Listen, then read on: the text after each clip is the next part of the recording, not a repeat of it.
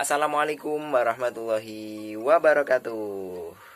Oke, bertemu lagi dengan saya Ahmad Husain. Saya kuliah di jurusan Perbankan Syariah. Saya kuliah di kampus Yayan Kediri. Nah, dalam channel kali ini saya akan menerangkan tugas, yakni mata kuliah Service Excellence.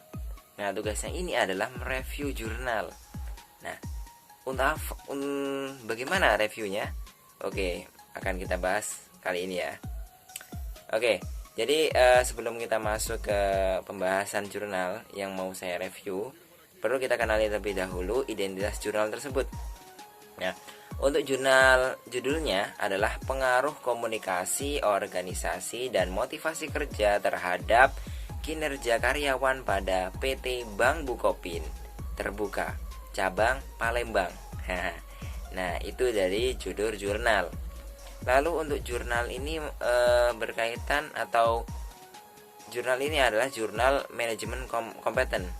Nah, volume dan halaman, volume 1 nomor 2 halaman 24 sampai 35 tahun Desember 2018.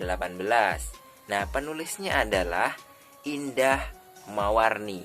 Nah, itu.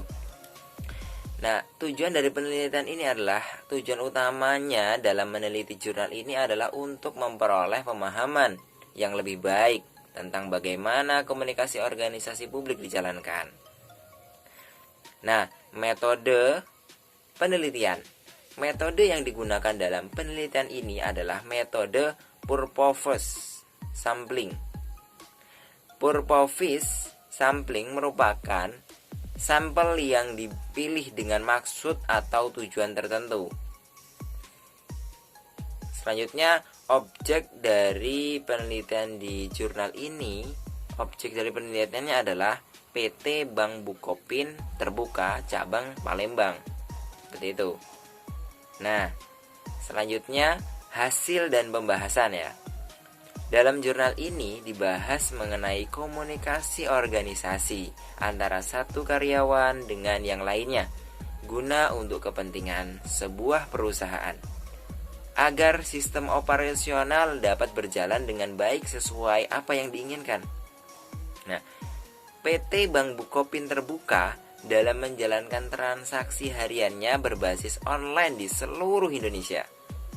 Oleh karena itu, PT Bank Bukopin Terbuka memerlukan suatu sistem komunikasi yang dapat dengan cepat menyampaikan informasi dan dapat diterima oleh seluruh karyawan dalam waktu yang singkat. Nah, PT Bank Bukopin Terbuka dalam menyampaikan informasi antara bagian dan antara cabang baik cabang yang berada di dalam satu kota maupun cabang yang ada di luar kota, dan antara bagian cabang yang sama menggunakan sistem yang disebut BOC atau Bukopin Office Communication, di mana sistem tersebut merupakan memorandum atau surat yang disampaikan secara elektronik. Selain menghemat kertas, sistem tersebut dapat dikirim dan langsung diterima oleh subordinate atau divisi lain secara langsung sesuai dengan jenjang bagian yang ada di struktur organisasi. Nah, lalu informasi yang disampaikan melalui BOC untuk disebarkan antar divisi hanya bisa dilakukan oleh hierarki yang berada di level direktur, general manager, kepala divisi saja. Untuk tingkat hierarki yang berada di bawahnya hanya bisa meneruskan informasi tersebut kepada subordinat yang berada di bawahnya.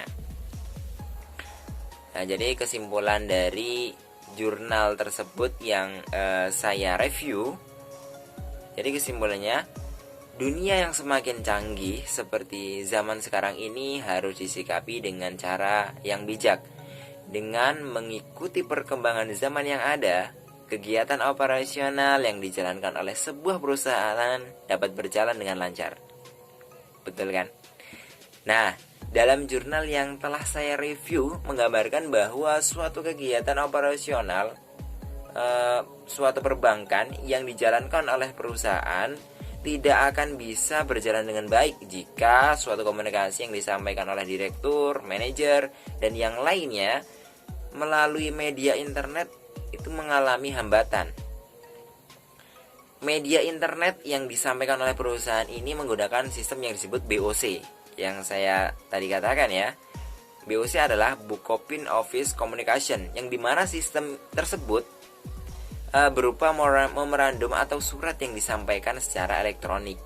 Nah, BOC tersebut biasanya digunakan oleh PT Bank Bukopin Terbuka untuk menyampaikan segala informasi, baik mengenai kebijakan terbaru, rata bunga pinjaman dan simpanan, informasi umum, informasi terkait adanya perubahan terhadap panduan kerja operasional atau SOP, lalu informasi pemberian kredit, permintaan laporan kerja, penyampaian hasil laporan dan sebagainya. Nah, itu banyak sekali dari perusahaan ini yang mau dibahas gitu. Nah, jadi keunggulan, jadi setiap jurnal yang direview itu terdapat keunggulan dan kelemahan.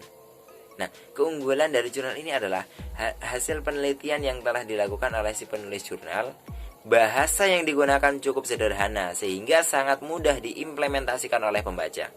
Dalam jurnal ini membahas komunikasi organisasi yang dilakukan oleh sebuah perusahaan. Ya, yang dimana komunikasi tersebut disampaikan melalui media internet sehingga dapat menghemat waktu dan biaya yang dikeluarkan oleh perusahaan. Dan dari situ pula pembaca mendapatkan banyak wawasan mengenai strategi komunikasi yang baik. Nah, itu. Lalu kekurangan dari jurnal ini, saya mendapati kekurangan bahwa dalam isi jurnal tersebut nomor halaman dalam jurnal tersebut tidak tercantum sepenuhnya, hanya sebagian saja gitu. Dan ada beberapa kata yang tidak sesuai dengan EYD atau ejaan bahasa Indonesia ya.